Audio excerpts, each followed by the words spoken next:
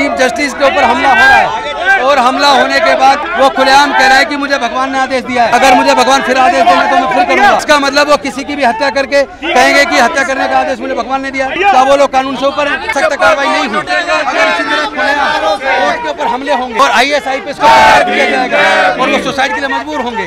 IPS officer भाई कुमार की संस्थानिक हत्या है। जिस जनता ने सरकार को चुना है उस जनता की परवाह करने की बजाय उन जातिवादी आतंकवादियों के साथ खड़ी है। प्रधानमंत्री पे कैसे कोई जूता उठा देगा सर? चीफ जस्टिस पे कोई कैसे उठा देगा? चीफ जस्टिस दलित है तो उस पर कोई भी उठा देगा जूता। CBI के ऊपर जूता फेंका जाता है। एक IPS अधिकारी आत्महत्या करता है, षड्यंत्र है दलितों के विरुद्ध। कौन सा सनातन? जिस सनातन की बात करते हैं, जब वोट लेने का टाइम आता है तो अब आप इनको हिंदू बताते हैं और जब एक दलित राष्ट्रपति बन जाता है तो आप अपने मंदिर को गंगा जल से धुलवाते हैं, अपवित्र हो जाता है। तो देखिए लगातार जो है वो रोकने की कोशिश की जा रही है और शायद जो है मंत्री जी उनको डिटेन करके थाने ले जाया जा रहा है ताकि उनको रोका जा सके, इस मार्च को रोका जा सके और उनसे बात करने की कोशिश करेंगे। सुप्रीम कोर्ट के चीफ जस्टिस सुरक्षित नहीं है, अगर चीफ जस्टिस के ऊपर हमला हो रहा है और हमला होने के बाद जिसने हमला किया है वो खुलेआम कह रहा है कि मुझे भगवान ने आदेश दिया है, अगर मुझे भगवान फिर आदेश देंगे तो मैं फिर करूंगा। इसका मतलब वो किसी की भी हत्या करके कहेंगे कि हत्या करने का आदेश मुझे भगवान ने दिया। तो क्या कानून से ऊपर है वो? क्या वो लोग कानून से ऊपर है? दूसरी बात, हमारी 3 लोग जो सोशल मीडिया पे इन्फ्लुएंसर है वो खुलेआम आपस में बात करते हैं और वो कहते हैं कि सुप्रीम कोर्ट के चीफ जस्टिस को कोर्ट के अंदर ही आप लोग को इकट्ठा मिलकर उसके सर को दीवार में ऐसे मारो कि उसके सर के 2 टुकड़े हो जाए। और दूसरा कहता है उनकी कार को घेर के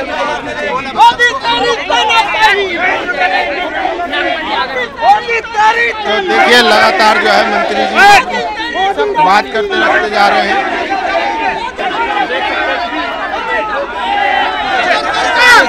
उसके बावजूद इतनी परेशानी होती है कि उसकी कोई सुनवाई नहीं होती, उसके खुद के डायरेक्टर जनरल पुलिस करते हैं। सरकार को चाहिए कि पहले उस को सस्पेंड करे, गिरफ्तार करे, उसको जेल में डाले, उसकी जांच फिर किसी सुप्रीम कोर्ट के जस्टिस के निगरानी में हो ताकि न्याय मिल सके। क्योंकि पूरा ये जो हमला सुप्रीम कोर्ट के ऊपर है ये किसी एक खाली जज के ऊपर नहीं है, ये पूरी दलित कम्युनिटी पे हमला है, ये देश के संविधान पे हमला है और ये एक तरीके से वॉर अगेंस्ट स्टेट है। और इसमें अगर सख्त कार्रवाई नहीं हुई, अगर इसी तरह खुलेआम कोर्ट के ऊपर हमले होंगे और IAS IPS को प्रचार किया जाएगा और वो सुसाइड के लिए मजबूर होंगे, तो जिस तरह रोहित को संस्थानिक हत्या हुई, पायल तडवी की संस्थानिक हत्या, उसी तरह IPS ऑफिसर भाई कुमार की संस्थानिक हत्या है और उसकी पत्नी IAS ऑफिसर न्याय की मांग कर रही है, लेकिन अभी तक न्याय नहीं मिला है, अभी तक दोषी गिरफ्तार नहीं है, अभी तक दोषी जेल नहीं गए। तो आखिर न्याय होगा कब? इसमें यहाँ हरिओम वाल्मीकि को खुलेआम भीड़ ने मार दिया और मारने वाले कहते हैं हम बाबावादी हैं। मतलब आखिर देश में संविधान का शासन है कि नहीं है? देश में संविधान की कोई इज्जत बची है या नहीं बची है? तो मैं पूछना चाहता हूँ कि सरकार किसके लिए? जिस जनता ने सरकार को चुना है उस जनता की परवाह करने की बजाय बल्कि सरकार उन जातिवादी आतंकवादियों के साथ खड़ी है। जातिवादी आतंकवादियों को खुली छूट है, वो जातिवादी आतंकवादी जो संविधान को। तो देखिए ये मंत्री जी हैं और लंबा मार्च, एक बड़ा मार्च जो है वो किया जा रहा है यहाँ से संसद के लिए। पीछे तस्वीरें देख सकते हैं, काफ़ी लोग जो है यहाँ पर मौजूद हुए हैं।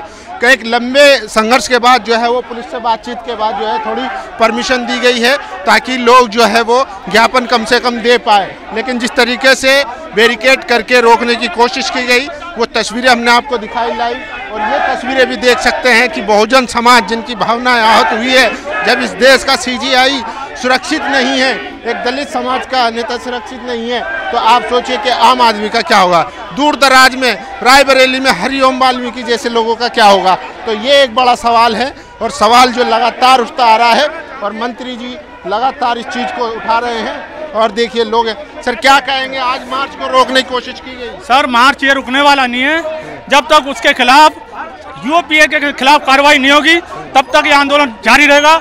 आज पूरे देश में आंदोलन है और आंदोलन में शांतिपूर्ण तरीके से हो रहा, ये ना कहीं इनका आपा खो जाए और ये आंदोलन उग्र हो जाए। लेकिन जिस तरीके से लगातार हमले हो रहे हैं, CGI पे हमले वाले को सजा नहीं दी गई, मीडिया में इंटरव्यू दे रहा है बार बार। सर मैं यही कह रहा हूँ, ये तो नई परंपरा चल जाएगी ना, कल को कोई प्रधानमंत्री पे भी जूता उठाएगा प्रधानमंत्री राष्ट्रपति भी उठा देगा जूता अगर उसके खिलाफ सख्त से सख्त कार्रवाई नहीं की तो ये हिम्मत बढ़ाने वाला काम होगा। प्रधानमंत्री पे कैसे कोई जूता उठा देगा सर? चीफ जस्टिस पे कोई कैसे उठा देगा? चीफ जस्टिस दलित है तो उस पर कोई भी उठा देगा जूता? ये कहां से आ गया उचित? प्रधानमंत्री भी तो ओबीसी है। ओबीसी है तो मैंने ये कहा है ये परंपरा चल जाएगी अगर सख्त कार्रवाई नहीं की उसके खिलाफ तो ये परंपरा गलत चल रही है। गलत चल रही है तो देखिए लोगों में गुस्सा है और लगातार जिस तरीके से हमला हुआ सीजेआई पर उसके बाद लोगों की भावनाएं जो है वो भड़की हुई है। कौन जुल्म कर रहा है सर? अरे आपको दिखाई नहीं देता ये सीजेआई के ऊपर जूता फेंका जाता है। आज एक आईपीएस अधिकारी आत्महत्या करता है, क्यों करता है? आप समझो ये षड्यंत्र है दलितों के विरुद्ध। ये मनुवादियों ने ये सोची समझी ताकत जो लगा रही है वो सरकार में रहते हुए सरकार के साथ बढ़कर जो ना सरकार ने जो सिखा दिया कि इन दलितों को आगे नहीं बढ़ना चाहिए क्योंकि ये पढ़ लिख के आगे बढ़ रहे हैं और ये उनके ऊंचे ऊंचे पद पे जा रहे हैं, उसको रोकने के लिए उनके विश्वास को खत्म करने के लिए ये षड्यंत्र है। अरे सर उनको दिव्य शक्ति परेशान कर रही थी कि ये सनातन के खिलाफ जो है जजमेंट दे रहे हैं बार बार, इन पर कुछ कीजिए। भाई साहब कौन सा सनातन, किस सनातन की बात करते हैं? ये आप इनको जब चुनाव का टाइम आता है, जब वोट लेने का टाइम आता है तो अब आप इनको हिंदू बताते हैं और जब एक दलित राष्ट्रपति बन जाता है तो आप अपने मंदिर को गंगा जल से धुलवाते हैं, अब पवित्र हो जाता है। तो फिर हम हिंदू कहाँ हैं? हम हिंदू नहीं है, दलित हिंदू नहीं है, दलित मूल निवासी है भारत में। आरएसएस तो कह रहा है सब हिंदू हैं। अरे कैसे कह रहा है? वो झूठे लोग हैं। मोहन भागवत तो जो उसे वोट चाहिए तो हमें हिंदू बना देता है, हमारे जनेऊ पहना देता है। जनेऊ जैसा वो जो पंडितों के पहनाया जाता है उनके आदमी प्लानिंग से वो हमारे दलित भाइयों के साथ वो जनेऊ पहनाते हैं कि आप भी हिंदू हो, और जब मंदिर में घुसने की बात आती है तो वो उस मंदिर पे ताला लगा देते हैं कि दलित अंदर नहीं जाएगा। राष्ट्रपति इस देश का पहला नागरिक है, उस नागरिक को रोक दिया जाता है। क्यों रोक दिया जाता है? क्योंकि वो दलित है। कहता है इस ग्रह में पर दलित प्रवेश नहीं कर सकते, यह अब पवित्र हो जाएगा। तो हम चाहते हैं हम उस चीज को अब सहन नहीं करेंगे। आज आईपीएस अधिकारी जिसकी मिसेज आईएएस है, जिसका साला जो है विधायक है, आप उसके साथ इतना काम करते हैं, उसे इस तरह जलील करते हैं कि वो आत्महत्या करता है। क्यों? इस देश में हो क्या रहा है, चल क्या रहा है? तो क्या ये जो सीजेआई गवई साहब थे उनकी माता जी ने आरएसएस के प्रोग्राम में जाने से मना कर दिया था, उसके पीछे उसका बदला लेने के लिए हमला हो सकता है? यस आप समझिए, उनकी माता श्री ने ये कहा था कि मैं उस संस्था में नहीं जाऊंगी, उस सभा में नहीं जाऊंगी जहाँ पे दलितों का विरोध होता हो, जो संविधान को नहीं मानता हो। उन्होंने क्या गलत कह दिया? अगर वो सही अपनी बात सही बात को सही कहना भी इस देश में जुर्म है, तो उसी लिए इन्होंने षड्यंत्र रचा। इन्होंने अपने जो अंधभक्त हैं उनको आगे किया, उसमें वकील भी है, उसमें जो जज भी है जो आवाज नहीं उठा रहा, उसमें ऐसे आईएएस अधिकारी आईपीएस अधिकारी भी हैं जो अपनी बात रख नहीं सकते, वो गुलाम है। वो एक आईपीएस अधिकारी उनके साथी बैचमेट आत्महत्या करता है और आप उसके लिए अगर रोड पे नहीं आ सकते तो किस फायदा आपके आईपीएस रहने का? इसका मतलब आप गुलाम हैं, आप गुलामी सहना चाहते हैं, आप प्रशासन से डरते हैं क्योंकि प्रशासन ने सारे तत्व सारे जो है अपनी ताक पे रख दी है। अगर संविधान से ये देश नहीं चलेगा, अगर संविधान को नहीं मानेगा तो हम उन दमनकारियों को मुंह तोड़ जवाब देंगे और आज सड़कों पे उतरे हैं अपना हक पाने के लिए। ये देश भारत देश मूल निवासी आदिवासियों का देश है, ये किसी जो आरएसएस के पिट्ठू का देश नहीं है। अरे क्या उनको भारत की आजादी में क्या रोल है? वकील कह रहे हैं कि अगर दोबारा ऐसा हुआ तो मैं दोबारा ऐसा हमला करूंगा। हाँ देखिए ना, ये सोची साची समझी है। अरे अगर हमारे चीफ जस्टिस गवई साहब ये कहते हैं भाई तुम्हारा भगवान पे तुम्हारी आस्था है, अगर तुम्हारा भगवान इतना बड़ा है तो उन्होंने क्या गलत कह दिया कि भाई अपने भगवान से प्रार्थना करो कि वो जुड़ जाए। अगर पुरातत्व विभाग का जो रोल है वो पुरातत्व विभाग करेगा, किसी आम आदमी का कोई हक नहीं है। खजुराहो की जो जितनी भी मूर्तियां हैं वो पुरातत्व विभाग के अंदर में, तो ऐसे कहते हैं हम वो कहे। उन्होंने एक तरफ आरएसएस के प्रमुख मोहन भागवत कहते हैं कि सब हिंदू हैं, सब सनातनी हैं, और दूसरी तरफ दलितों पर लगातार हमले हो रहे हैं, इसके क्या मायने हैं? आप देखिए ना, ये मैंने आपको बताया, ये सोची समझी साजिश है। जब जब बीजेपी आई है, आप इतिहास उठा के देखिए, उन्होंने मूल निवासियों के जो भी कानून अधिकार हैं, संविधान के अनुसार अधिकार है, उन अधिकारों का हनन किया है, उनको कहीं ना कहीं दबाने की कोशिश कर दी है। आज एक दलित आदमी अगर ये कपड़े पहन के निकलता है, सूट पहनता है, तो ये बाबा साहब की देन है, हमें अधिकार दिए बाबा साहब ने दिए। अगर आज यहाँ का मूल निवासी दलित समुदाय, ओबीसी और मुसलमान अगर ये कहते हैं बाबा साहब हमारा मसीहा है, तो इन्हें दुख क्यों होता है, इन्हें मिर्ची क्यों लगती है? अरे वो तो सच मायने में मसीहा है। आज अगर वर्ल्ड के अंदर अगर किसी को पढ़ाया जाता है, क्या आरएसएस का कोई आदमी किसी किताब में, विदेशी किताब में है उसका नाम? नहीं है, सिर्फ बाबा साहब को पढ़ाया जाता है। क्यों? वो ऐसे नहीं कहते, उन्हें सिंबल ऑफ नॉलेज ऐसे नहीं कहते, उन्हें पढ़ो। जब ये लोग मनुवादी लोग बाबा साहब को नहीं पढ़ते, बाबा साहब की बात नहीं मानते, क्योंकि ये एक उठ के आ जाता है। ग्वालियर में एक वकील है शुक्ला जी, वो कह रहे हैं कि बाबा साहब तो संविधान ही नहीं लिखा। देखिए मैं आपको बता रहा हूँ, जो शुक्ला है ना, आप समझ सकते हैं शुक्ला जाति क्या हुई? स्वर्ण जाति, स्वर्ण जाति ब्राह्मण।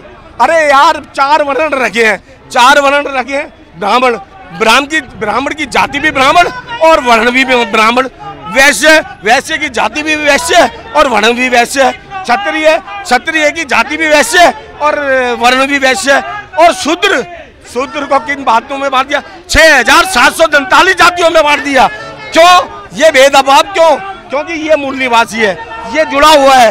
इसको रोकने के लिए इनमें ही फूट डाल दो, इनमें ही गठबंधन कर दो, ये आपस में लड़ते रह जाएंगे और हम 15% राज करते रहेंगे इस देश में। क्या करेंगे? जो सीजीआई साहब का अपमान हुआ है, पूरे दलित समाज का अपमान कहा जा रहा है, संविधान का अपमान कहा जा रहा है, क्या करेंगे?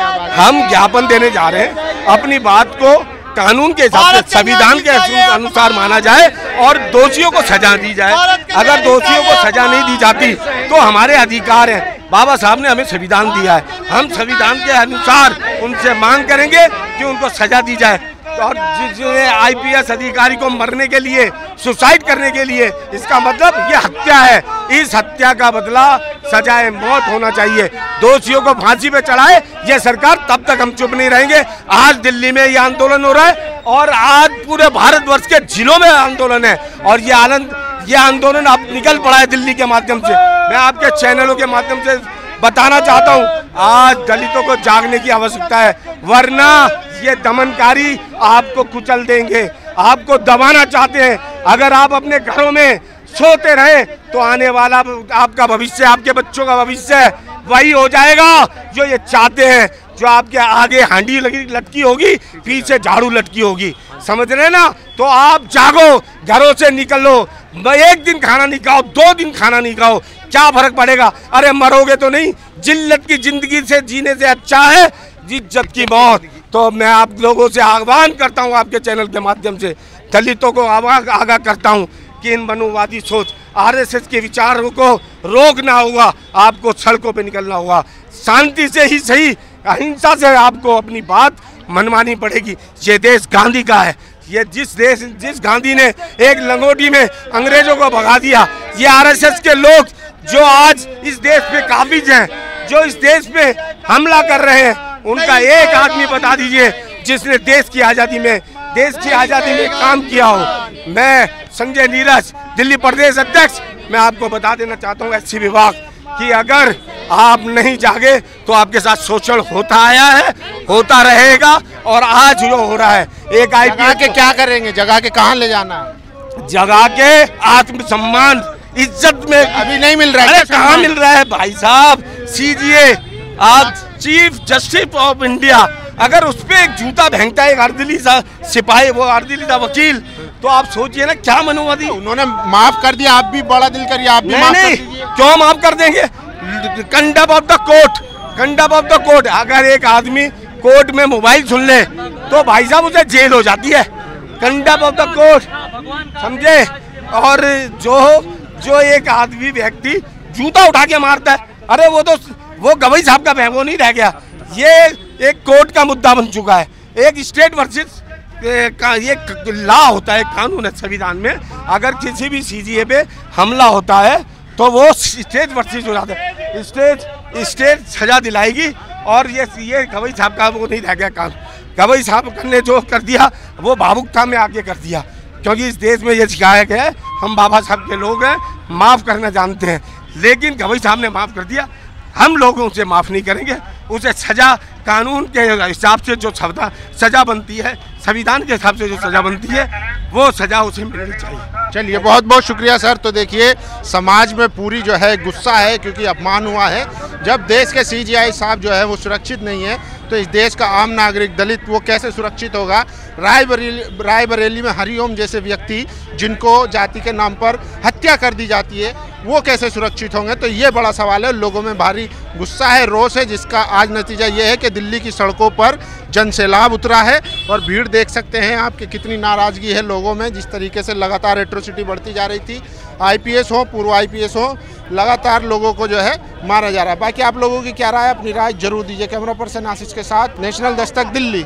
नेशनल दस्तक की आपसे गुजारिश है कि अगर इसको बचाना चाहते हैं तो नेशनल दस्तक को सब्सक्राइब करने के लिए रेड कलर के सब्सक्राइब बटन को दबाएं, फिर बेल आइकन की घंटी दबाएं।